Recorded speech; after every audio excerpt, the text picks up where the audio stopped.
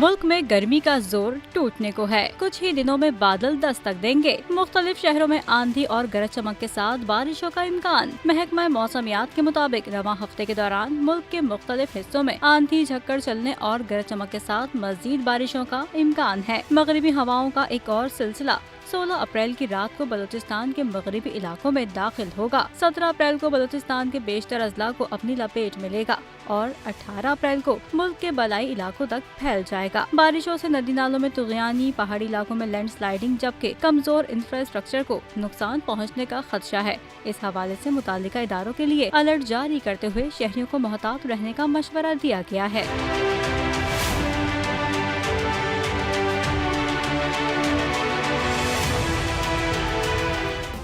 Subscribe کریں اور بیل دبائیں تاکہ کوئی خبر رہ نہ جائے۔